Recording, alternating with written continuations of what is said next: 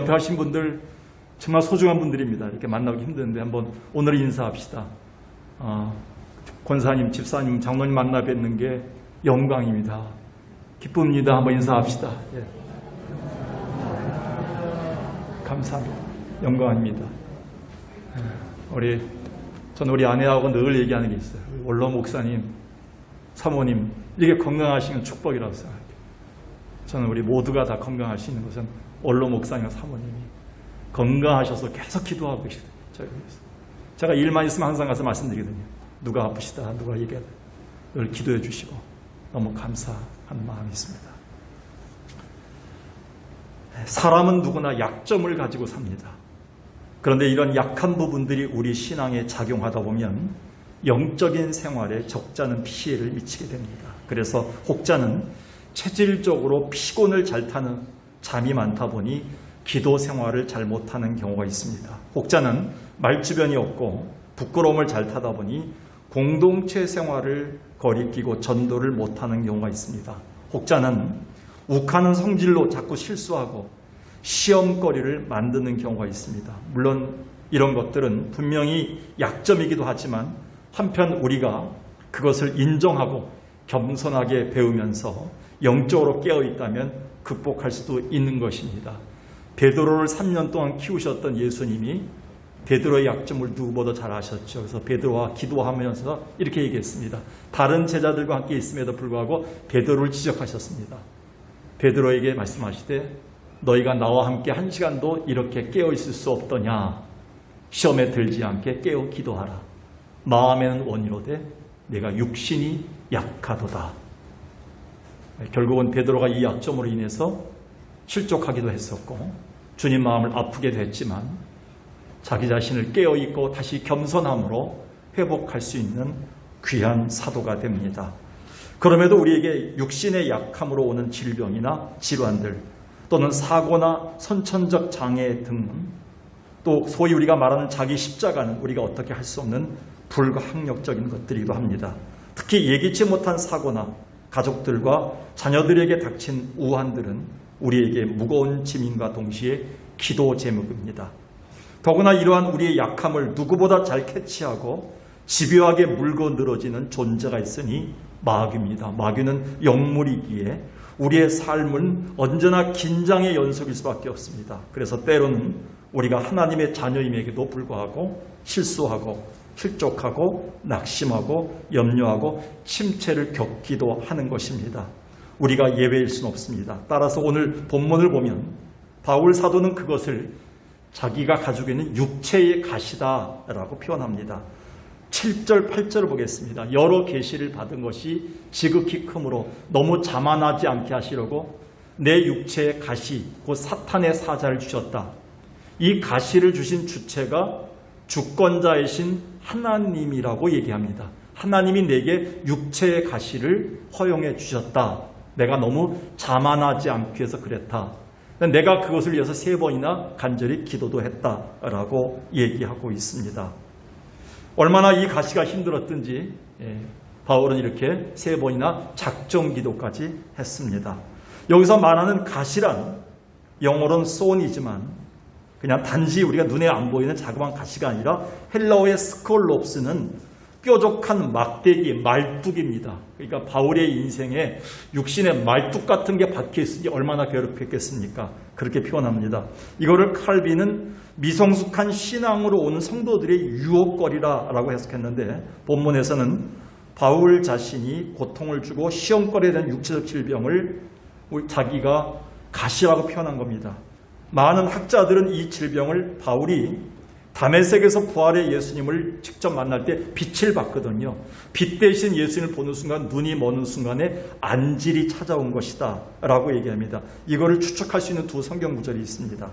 사도행전 9장 3절 8절에 보니까 전혀 생각지 못했던 한 번도 안 봤던 호련 빛이 하늘로부터 내리쬐는 것을 보면서 바울은 3일 동안 눈을 멀게 합니다. 얼마나 강한 빛이었는지 그는 눈을 뜰 수가 없었고 장님으로 3일 동안 지나고 겨우 하나님의 은혜로 다시 안수함으로 빛을 보게 됩니다. 그리고 갈라디아서 4장 13절 15절에서 이렇게 구체적으로 얘기합니다. 너희를 시험하는 것이 내 육체에 있다. 너희가 이거 보고 항상 시험거리가 되는데 내 육체에 질병이 하나 있다 이렇게 얘기합니다. 그런데 너희가 나를 업신여기지 아니하고 천사와 같이 받들어줘서 말씀을 잘 받고 있다라고 칭찬합니다. 그러면서 15절에 이렇게 얘기합니다. 너희 복이 어딨냐? 너에게 증언하노니 너희가 할 수만 있었다면 너의 눈이라도 빼어 나에게 주었으리라. 그러니까 바울에게 많은 성도들이 은혜를 받고 내가 눈을 빼서 줄 수 있으면 선생님에게 주고 싶습니다 라는 말을 했다는 거예요. 그만큼 바울에게 눈에 질환이 있었다. 이거는 굉장히 불치병이었다. 안질이었다. 이런 설을 학자들이 주장하고 있습니다. 그런데 오죽했으면 바울이 이걸 사탄의 사자, 사탄의 메신저라고 표현했을까요? 그만큼 사탄이 자기에게 이걸 가지고 시험거리가 되게 한다는 것이죠. 그런데 문제는 여기에 있습니다. 하나님이 특별히 쓰시는 사도라면 이쯤 되면 고쳐주셔서 바울이 가는 데마다 내가 이렇게 해서 눈이 고침받았다. 할렐루야. 내가 불의 종이다. 능력의 종이다. 이렇게 자랑하고 살 수 있을 텐데 하나님은 바울의 3번 기도를 작정 기도까지 하는데 들어주지 않으셨어요. 하나님은 그냥 육체의 가시를 갖고 살게끔 만드십니다. 왜 그랬을까요? 여기에 신앙의 딜레마가 있는 거예요. 근데 여기에는 한편 오늘 본문이 주는 영적인 깊은 교훈이 담겨 있습니다. 그렇다면 오늘 우리가 그럼에도 인생의 가시를 받아들여야 하는 이유는 무엇인가요? 2가지를 생각하면서 우리가 한 주간을 살아야 됩니다. 첫 번째는요, 우리 인생의 가시는 우리에게 은혜의 문을 열어줍니다. 바울은 자기의 인생에 박힌 가시를 보고 무척 낭망하고 괴로웠습니다. 마치 사울 왕에게 위협을 받고 그가 보낸 병사들에게 쫓겨다니던 다윗의 심정이었을 겁니다. 사무엘상 20장 1절에서 다윗은 이런 팬데믹에 빠졌습니다. 다윗이 라마 나요에서 도망하여 요나단에게 이르되 내가 무엇을 잘못했기에, 내가 무슨 죄가 있기에, 내가 내 아버지 앞에서 무슨 잘못을 저질게 이렇게 고통의 저주의 세월을 살게 했는가. 자기의 친한 친구 사울왕의 아들인 요나단에게 푸념하는데 이 푸념이 지나칠 정도로 완전히 상처가 깊은 마음으로 그는 고백하고 있습니다. 그런데 바울은 곧 이 인생의 가시를 부여안고 주님 앞에 나가 엎드리기 시작합니다. 하나님, 내 삶을 찌르고 나를 아프게 하는 이런 가시를 어떻게 하면 좋나요? 이 가시로 인해 너무 힘든데 주님 제발 없애주세요. 그것도 여러 번 결단 기도를 합니다. 하나님, 내 삶을 찌르는 이 가시가 진짜 하나님 뜻인가요? 거기까지 갔겠지요. 8절에 보니까 이것이 내게서 떠나가게 하기 위하여 내가 3번 주께 간구하였다. 3번 주께 간구했다는 것은요, 거의 하나님께 모든 걸 내놓고 작정기도, 금식기도 했다는 겁니다. 그렇습니다. 이것이 인생의 가시가 지는 이 연약한 우리들의 공통된 모습일 수 있습니다. 허나 어떤 사람들은 이 인생의 가시 앞에서 혼자 해결하려고 몸부림치다가 이내 무너지기도 합니다. 때론 이 사람 저 사람을 찾아 뭔가 해결책을 바라다가 스스로 낭망하기도 합니다. 그러다 보면 결국 하나님에게까지 원망과 반항하는 마음이 들어서 신앙의 거리를 두기를 하는 자들이 있습니다. 왜 다른 사람에게는 이런 일이 없는데 나에게만 이런 고통이 오고 이런 슬픔이 있나요? 왜 하필이면 나만 이렇게 괴롭게 살아야 되나요? 이게 바로 인생의 가시를 진 우리에게 바라는 마귀가 원하는 고등 전략일 것입니다. 그런데 명심해야 됩니다.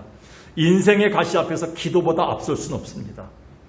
기도부터 시작해야 길이 열리고 그래야 은혜의 문이 열리는 것입니다. 따라서 내게 어떤 가시가 있어 고통이 오고 괴로움이 생길 때 제일 먼저 우리가 할 일은 문제를 주님 앞에 끌어안고 나와 바울처럼 쏟아 부어야 되는 겁니다.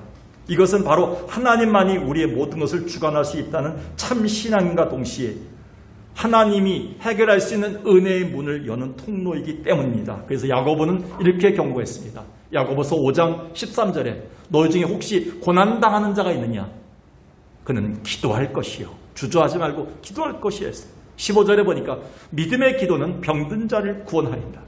혹시 그 사람이 죄가 있을지라도 기도하다가 죄의 문제가 해결될 수 있다 이렇게 얘기합니다. 그러면서 그 다음 16절에 그러므로 너희 죄를 서로 고백하여 병이 낫기를 위하여 서로 기도하라. 그러니까 혼자 기도하지 말고 서로 중보하고 기도하라는 것이죠. 의인의 강구. 죄인에서 의인으로 만든 이유는 이 특권이 있다. 무슨 특권이냐? 역사하는 힘이 큰 기도를 할 수 있다. 오늘 야고보는 우리에게 이렇게 하나님의 약속을 우리에게 설명해 주고 있습니다. 근데 우리가 여기서 알아야 될 것이 있습니다. 인생의 가시를 주 앞에 내려놓고 간절히 기도할 때 우리가 받는 은혜가 무엇인가의 문제예요. 오늘 성경에서는 주님의 평안과 주님의 지혜인 것을 우리에게 추측하게끔 합니다. 빌립보서 4장 6절 7절에서 바울은 우리에게 이렇게 권한합니다. 아무것도 염려하지 말고 다만 모든 일에 너희 구할 것을 감사함으로 하나님께 아뢰라. 그러니까 여러 가지 일이 생기고 여러 가지 염려가 생기면 기도도 하고 간구도 하고 하나님께 아뢰기도 하고 똑같은 말 같지만 뭐예요? 모든 걸 쏟아놓고 다른 건 다 접어두고 이거부터 하라는 거예요. 쏟아놓고 아뢰고 외치고 울고 가슴치고 이렇게 하는 일만 하라는 거예요. 그 이유가 있다는 거예요. 그리하면 모든 지각에 뛰어난 하나님의 평강이 그리스도 예수 안에서 너희 마음과 생각을 지키시리라. 이게 웬일인가요? 하나님 병 고쳐달라는데 왜 병은 안 고쳐주시고, 왜 돈 달라는데 돈 안 주시고, 왜 아들 결혼시켜달라는데 아들 결혼 문제 해결하지 않고, 왜 하나님은 하나님의 평강을 우리 마음을 주셔서 마음의 생각과 내 마음을 지키신다고 하셨나요? 인생의 가시가 있을 때 하나님께 엎드릴 때 가장 먼저 오는 것은 하나님의 은혜입니다. 이 은혜는 바로 하나님의 마음, 하나님의 깊은 생각, 하나님의 뜻, 하나님의 해결 방법을 우리에게 제시하는 은혜의 문입니다. 그 은혜가 온다는 겁니다. 그러니까 하나님의 뜻에 맞게, 하나님의 영광에 맞게 덕이 되게끔 이 모든 것을 해결할 수 있는 지혜를 하나님이 주신다는 거예요. 지각에 뛰어나신 하나님이 뭡니까? 우리보다 똑똑하신 하나님이에요. 훨씬 더 깊으신 하나님이에요. 그 하나님의 깊은 뜻이 우리 가운데 와서 우리 마음을 지키고 요동하지 않고 문제를 하나하나 풀어나갈 수 있는 그 능력을 주신다는 겁니다. 이게 그리스도의 역사입니다. 그런 다음에 바울은 이렇게 얘기합니다. 9절에서 내 은혜가 내게 족하도다. 바울이 기도했는데 3번이나 기도했는데 자기의 문제가 해결되지 않았지만 하나님이 응답을 주셨어요. 은혜의 문을 열어주셨다는 겁니다. 할렐루야. 내 은혜가 내게 족하도다. 하나님의 은혜가 와서 하나님이 이 문제를 해결할 수 있는 능력이 공급되고 있는 것을 발견하게 된 것이죠. 영국의 청교인들에게 큰 영향력을 준 사람은 철로역정을 쓴 존 버년입니다. 이분은 복음을 전하다가 핍박을 받았고요. 결국 투옥이 되었는데 감방에 가만히 앉아 있으려니 답답하고 미칠 지경이었습니다. 근데 그가 엎드려서 기도하는 중에 내 은혜가 족하다, 내 은혜가 족하다, 내 은혜가 족하다라는 음성을 3번 듣습니다. 그제서야 존 버년은 내가 이렇게 감방에 있을지라도 주님께서 내게 족한 은혜를 주시는구나를 깨닫고 그 후로는 원망보다는 오히려 기쁨으로 그곳에서 철로 역정이라는 대작을 쓰게 됩니다. 그리고 하늘을 여는 은혜의 기도문을 완성하게 됩니다. 그 중에 하나가 존 버년의 하늘문을 여는 기도라는 책입니다. 이 책에 이렇게 기도를 설명하고 있습니다. 기도는 마치 두레박과도 같아서 우리가 하늘로 올라가는 동안 동시에 하나님의 은혜는 우리에게로 내려오게 돼 있다. 그걸 발견했다는 거예요. 자, 여러분 혹시 홍콩이나 말레이시아나 아니면 여러분들 저기 설악산에 가서 케이블카 타본 적 있습니까? 또 여러분들 트램카를 타본 적 있습니까? 이게 줄로 연결돼서 궤도 보면 하나가 올라갑니다. 근데 가다 보면 하나가 중간에 교체 내려갑니다. 이게 두레박의 원리죠. 그런데 그 두레박의 원리가 바로 기도의 원리라는 거예요. 우리가 어렵고 힘들 때, 인생의 가시가 있을 때, 엎드려 기도할 때, 기도가 올라갈 때 하나님의 은혜도 같이 올 줄로 믿습니다. 이거를 깨달았다는 거예요. 그래서 인생에 가신 우리에게 하나님의 지혜와 하나님의 생각과 하나님의 해결하는 능력을 공급해주는 은혜의 통로가 됨을 바울은 깨달았다는 것입니다.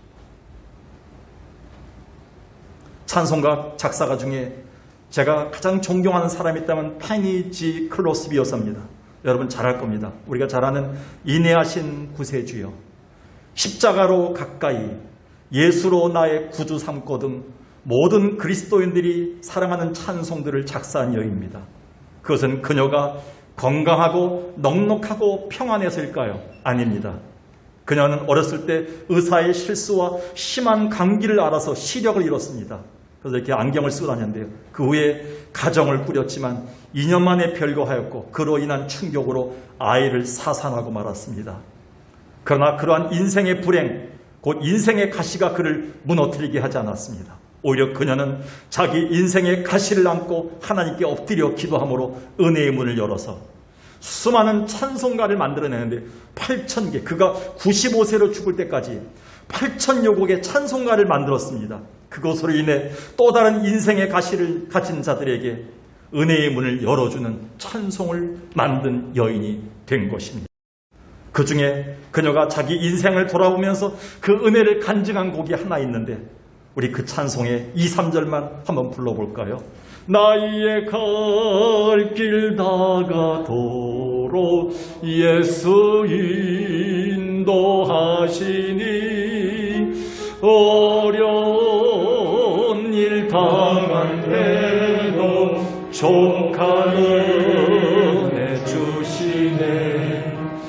나는 심히 고단하고 영원 매우 알아나 나의 앞에 반석에서 샘물 나게 하시네.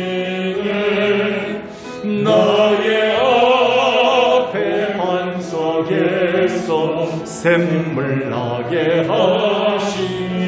3절까지 부르겠습니다. 나의 갈 길 다가도록 예수 인도하시니 그의 사랑 어찌 큰지 말로 알 수 없구나. 아멘.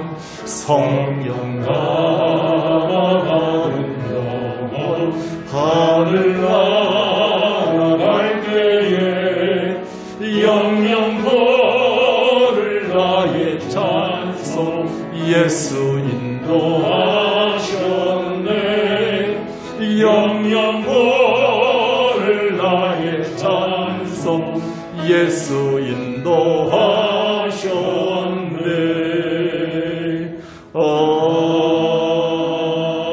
아멘. 오늘 우리 인생의 가시로 인해 은혜의 문이 열리는 자 되기를 주의 이름으로 축원합니다. 마지막으로 두 번째는요, 우리 인생의 가시는 주님의 능력을 드러내는 기회가 됩니다. 바울은 계속해서 우리의 인생길에 가시가 있을지라도 하나님은 이것을 잘 극복할 수 있는 은혜를 주실 뿐 아니라 오히려 그 인생의 가시로 인해 주님의 능력이 내 삶에 머물도록 온전히 그 능력이 드러나게 되도록, 그래서 그것으로 인해서 타인에게도 축복의 통로가 되도록 하신다는 겁니다. 오늘 본문 9절을 보겠습니다. 내게 이르기를 내 은혜가 내게 족하도다.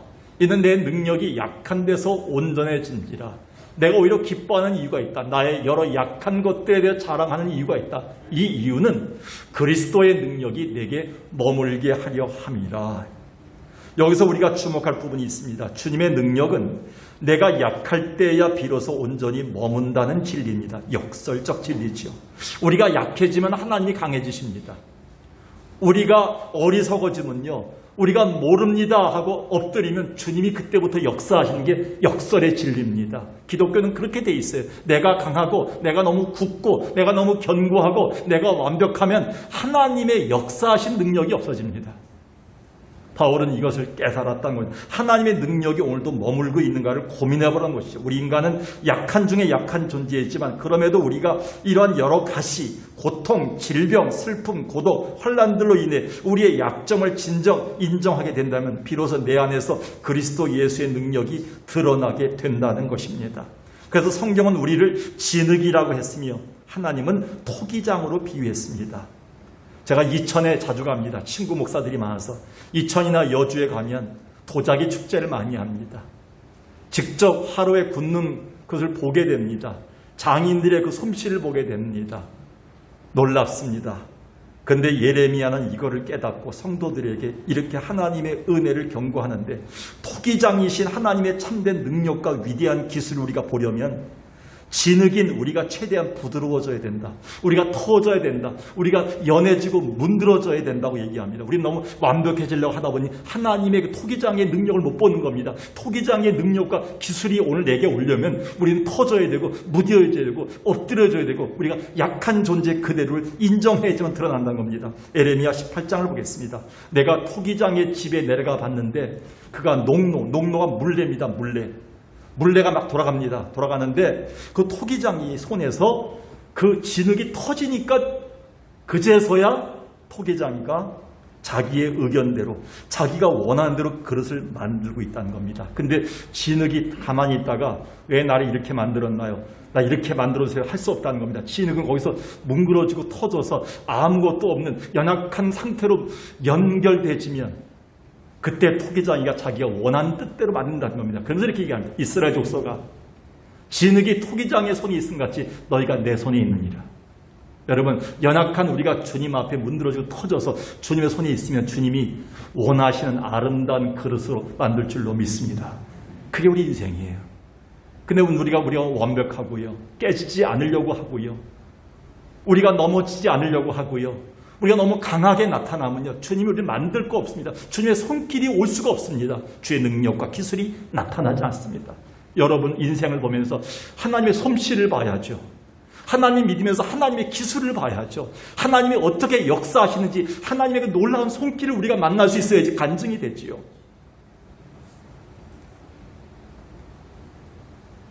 연약한 인간은 너무 완악합니다. 교만합니다. 웬만해서 하나님을 찾지 않습니다. 웬만해서는 기도로 엎드리지 않는 인생입니다. 얼마나 완악한가요? 그러나 인생에 찾아온 가시로 인해 우리 심령에 상처를 입고 상한 갈대처럼 꺾어지고 약해집니다. 비로소 우리는 주님의 능력의 손길에 나를 맡기게 되고 다시 주님이 새롭게 회복하는 손길을 만나게 됩니다. 그게 능력입니다.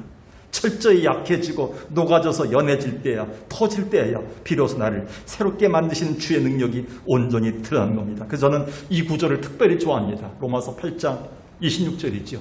이와 같이 우리 하나님도 성령도 우리의 연약함을 도우시나니. 이건 기독교 전체의 진리라고 생각합니다. 우리 석강교회가 연약해 보이면 하나님 도우십니다. 여러분이 연약함을 주장하면 하나님이 도우십니다. 너무 말 잘하고 똑똑하고 너무 목소리 크고 너무 완벽하고 너무 완고하고 어떻게 하나님이 그런 사람을 다시 깨서 만들 수 있겠습니까? 이 코로나는 우리가 완전히 터지고 뭉겨지고 연약해질 때가 되어 있습니다. 이때 다시 하나님 우리를 빚어주시길 기도해야 됩니다.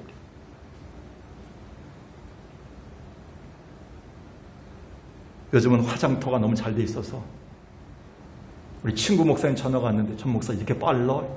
그 교회가 개척교회이기 때문에 22년 만에 처음으로 22년에 처음으로 장례식을 치러봤대요.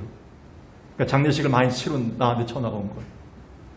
옛날에 3시간만 걸렸는데 어떻게 1시간 10분밖에 안 걸려. 그래서 우리의 모습이 그래. 이제 더 좋은 기술 나오면 우리가 죽으면 아마 30분 만에 재로 나올 것 같아. 우리가 연약한 진흙이더라고요. 하나님 우리를 빚어서 여기까지 이렇게 아름답게 만들지 않았으면 아무도 올 사람이 없었습니다. 육신에 가시 없는 사람 하나도 없어요. 여러분 각 가정 다 대신방 해보셨습니까? 원로 목사님 아마 다 인정하실 겁니다. 대신방을 다 해보니까 저만 알고 있어야 될 기도 제목이 있어요. 구역 인도자만 아는 기도 제목이 있어요. 아무에게도 알리지 못할 기도 제목을 갖고 있더라고요. 육신의 가시뿐만 아니라 가정의 가시더라고요. 그 가시를 어디다 갖다 얘기하겠습니까? 하나님이 그걸 통해서 그 사람을 무뎌지게 만들고 겸손하게 만들고 엎드리게 만들어서 아름답게 아주 귀하게 쓰시고 계시더라고요. 하나님이 원리예요. 나이가 점점 들어갈수록 말수를 줄이셔야 되고 겸손해지셔야 되고요. 우리가 다른 사람들을 인정해야 되고요. 욱하는 것보다 자꾸 들으려고 하셔야 되고요. 다른 사람의 스타일을 자꾸 배워야 되고요. 겸손해야 되고요. 무릎 꿇어서 우리는 배워야 됩니다.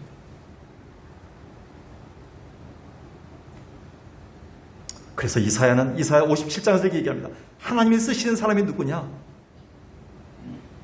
통회하고 마음이 겸손한 자와 함께 하시고 겸손자의 영을 새롭게 회복하고 통회하는 자의 마음을 새롭게 회복하신다. 하나님이 오늘도 이 예배를 통해서 새롭게 회복하고 새롭게 만드시고 새롭게 치유하실 분 따로 있어요. 통회하는 사람들이에요. 겸손한 자들이에요. 진흙과 같은 자들만 주님이 쓰신다. 인생의 가시가 우리를 진흙같이 만들었어요. 그래서 바울은 자기를 괴롭히는 인생의 가시가 자기를 교만하지 않게 만들었다고 이렇게 고백합니다. 7절에서 내가 너무 자만하지 않게 하기 위해서 육체의 가시를 주셨다. 이런 고백하기 얼마나 힘든지 아십니까? 이 고백하기 전까지는 하나님 원망하는 거예요.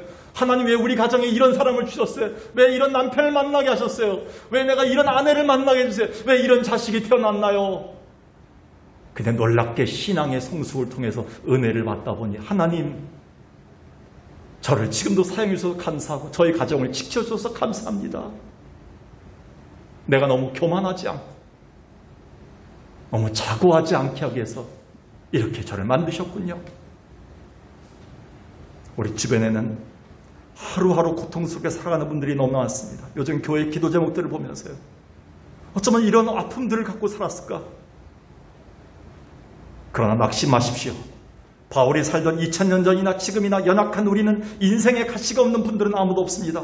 어느 가정을 보더라도 이런 가시가 안 박힌 가정이 없습니다. 겉으로 드러나지 않았을 뿐입니다. 그래서 찬송가 369장 가사처럼 걱정, 근심, 괴로움 없는 사람 누군가.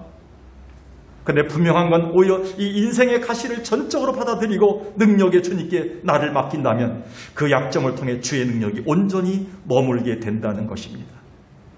여러분, 구주와 함께 나 죽었으니라는 찬송가 아십니까?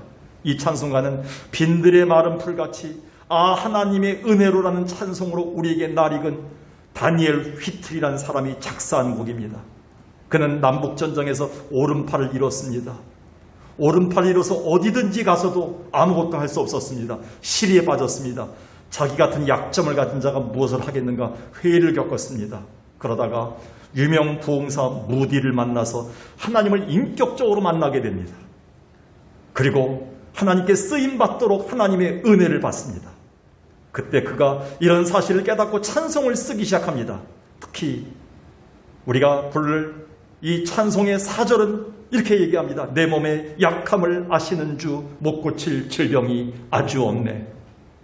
우리 찬양의 3절 4절을 한번 불러볼까요?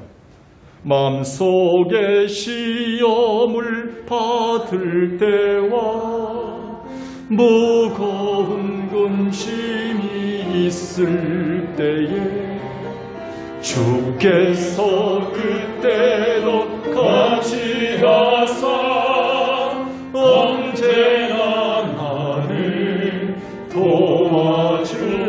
도와주시네.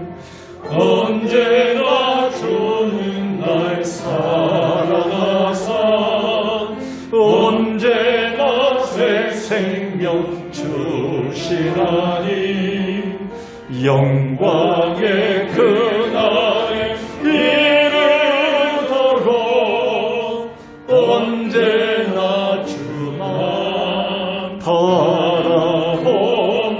4절까지 내 몸의 약함을 아시는 주 못 고칠 질병이 아주 없네.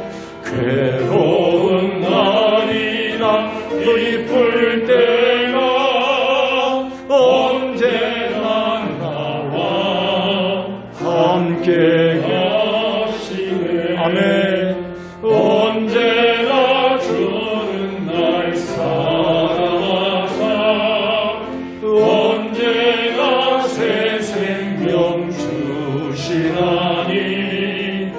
영광의 그날에 이르도록 언제나 주만 바라봅니다. 성경은 우리에게 이렇게 얘기합니다. 베드로전서 1장에 모든 육체는 풀과 같다. 모든 영광은 풀의 꽃과 같다. 풀은 마르고 꽃은 떨어지되 며칠 전에 TV 프로를 보면서 깜짝 놀랐어요. 왕년의 여배우였던 명성을 날렸던 여인이 보톡스를 크게 맞고 나왔는데 80몇 세인데 누군지 모르겠어요. 아, 인생이 저렇게 허무하더라. 옛날에 그 왕년의 그 여인이 아니었어요. 우리는 금방 마릅니다. 금방 꺾어집니다. 이걸 우리가 알면서도 천년만년 살 것처럼 우리는 원수 맺고 교만하고 하나님 모른다고 하는 데가 많아요. 하나님 오늘이라도 데려가시면 우리는 가야 될 인생입니다. 불의 꽃과 같습니다. 이 땅을 언제까지 살더라도 내가 하나님 앞에 약함을 그대로 인정하고 주님의 능력이 머물 수 있는 여러분 되기를 주의 이름으로 간절히 축원합니다. 같이 기도하겠습니다. 하나님, 나의 약함이 이겁니다. 은혜의 문을 열어달라고 기도합시다. 내 약함이 이겁니다. 인생의 가시가 있습니다. 주의 능력을 드러내 주옵소서. 우리 성가대는 그 찬양을 불러주시고요. 다음 찬양을 이 시간에 같이 한번 하나님께 기도하는 시간을 갖기를 바라겠습니다.